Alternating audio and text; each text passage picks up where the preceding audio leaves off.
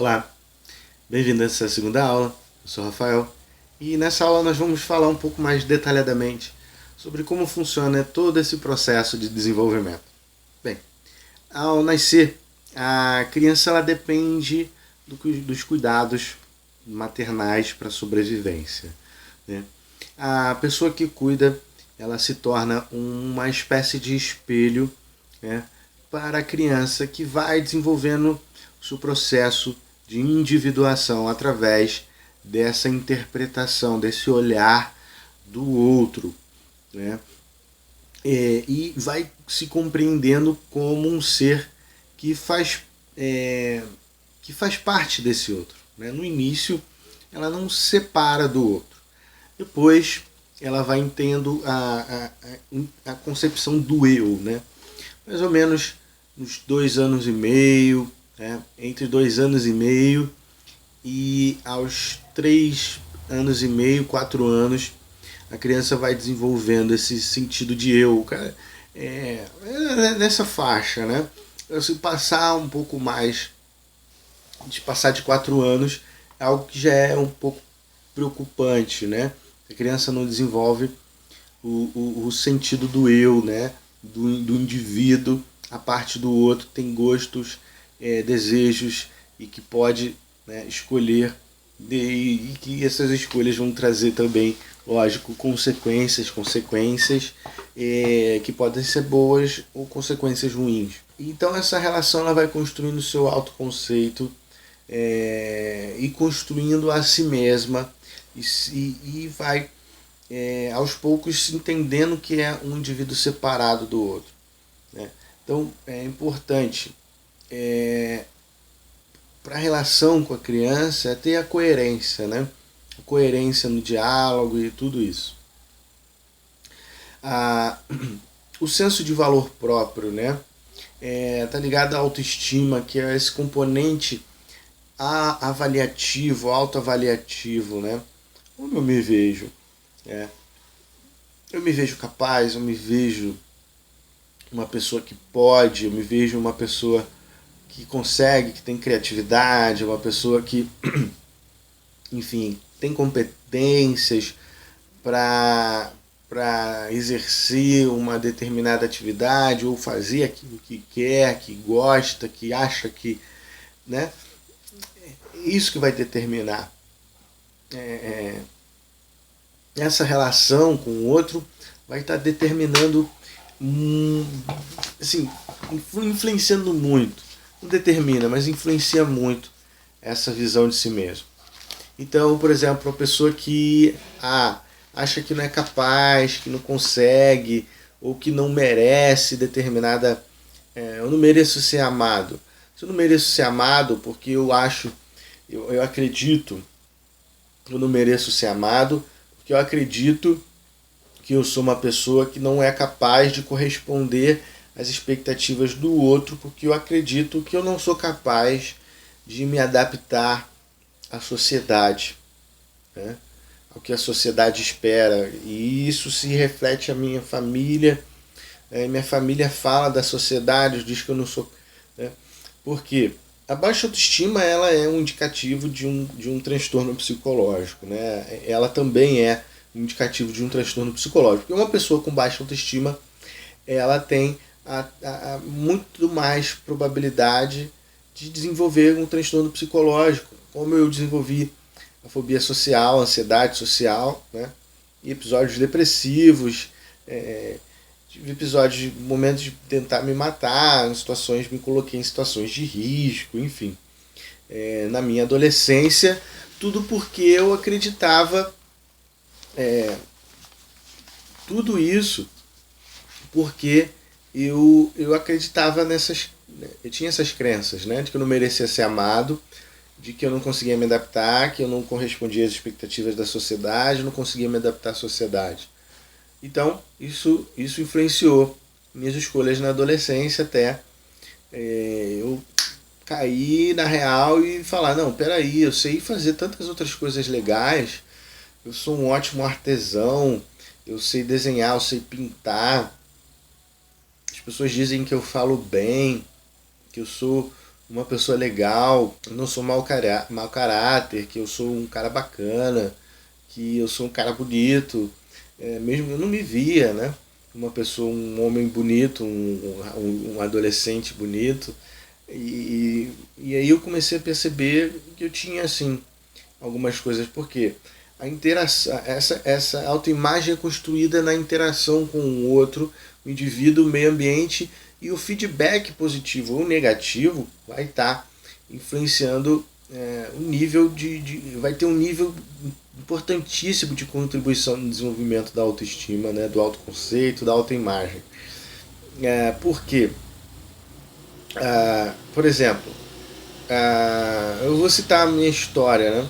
E eu tinha essa coisa, né? Você, Rafael, você não faz nada direito, você quebra tudo, você não termina o que faz, né? Aí tinha um apelido, no início era cebrótico, porque eu chorava muito quando eu era criança, quando eu era bebê, era o cebrótico, então aquilo já incomodava, era uma situação que um bebê foi adotado, né? Uma criança que foi adotada, e a mãe biológica, e hoje eu conheço minha mãe biológica, eu estou morando na cidade onde ela mora, justamente para conviver, para ter essa experiência, para entender melhor as minhas origens. E isso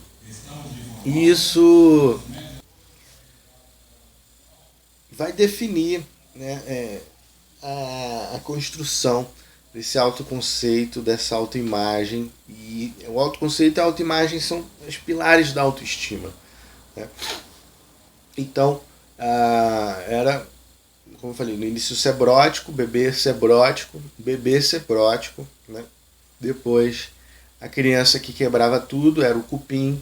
Depois do cupim era o professor pardal, né? O que queria fazer as coisas, mas não dava certo, não terminava, e sempre dava, né, algo ruim, né? Destruía os brinquedos, não conseguia montar de novo.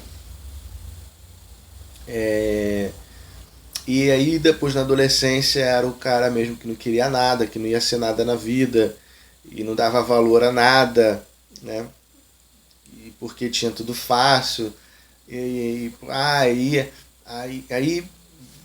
fazia aquela.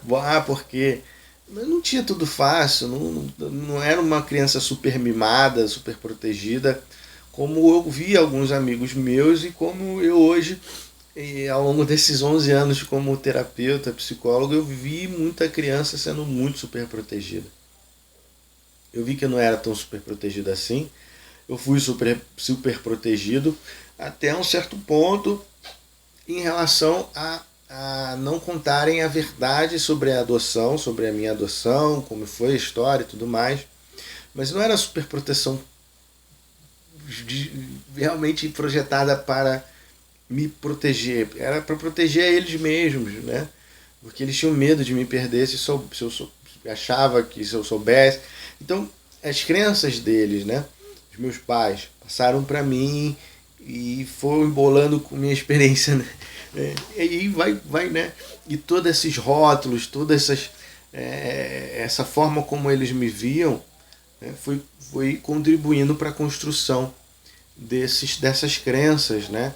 Que estão ligadas ao autoconceito, né? As crenças limitantes ou as crenças de vitória estão ligadas ao autoconceito. Então, ali eu fui percebendo que realmente que esses feedbacks negativos, né? De você destrói, você não leva nada a sério, você não termina nada que você faz, não estuda, você não quer estudar, você não vai ser ninguém. É porque eu não queria estudar, porque eu não acreditava que para aquilo me adiantava para alguma coisa na vida, se eu já não ia ser ninguém mesmo, se tudo que eu fazia era errado. Tudo isso influenciou diretamente, né, nos problemas que eu tive. E aí, entende? Qual o autoconceito que eu tinha? Era que eu não era capaz de corresponder. Porque a minha família, era o que dizia a minha família. E aí a questão de acreditar que eu tinha sido abandonado pela minha mãe biológica, que ela não me quis, porque... E aí eu fiquei sabendo que tinha outros filhos, e isso no início me, me, me afetou de forma negativa, né? Eu achava que eu tinha sido abandonado, que tipo, era uma coisa ruim, e principalmente porque aquelas pessoas que eu acreditava que, né, que me amam e que é a minha família de fato, né, que me criou, são os meus pais, mas que naquela época eu fiquei com raiva porque meu pai mentiu, minha mãe ajudou meu pai a mentir mesmo querendo falar a verdade. Mas aí eu me apeguei mais à minha mãe porque ela tentou sempre falar a verdade, eu me afastei do meu pai, isso foi ruim para mim. Enfim, teve várias situações negativas e isso afetou minhas relações, né? Nas primeiras namoradas, né? As primeiras amizades e tudo mais. Me afetou meu desempenho, né, na escola, meu desempenho social. E então as primeiras relações que eu tive não foram muito boas, né? É, foram relações muito complicadas porque atrai, né? A gente atrai, nossa, a energia que todas essas componentes que nos compõem, né? Vão estar sendo projetadas e isso vai atrair situações de pessoas específicas. Eu vou falar mais sobre isso na próxima aula. A gente vai dar uma parada por aqui, para esse vídeo não ficar muito longo, muito desgastante. E a gente vai continuar explicando um pouco mais sobre essa formação do autoconceito, da autoimagem e da autoestima, né? E já já a gente começa as nossas práticas para elevar a autoestima, desenvolvendo tudo isso, né? Usando essas sementinhas que ainda estão lá, esperando para ser germinadas. Eu tenho certeza que você vai gostar muito dessas práticas. São práticas simples, práticas que você pode aplicar, qualquer pessoa pode aplicar no seu dia a dia. Faz grande diferença. Até mais.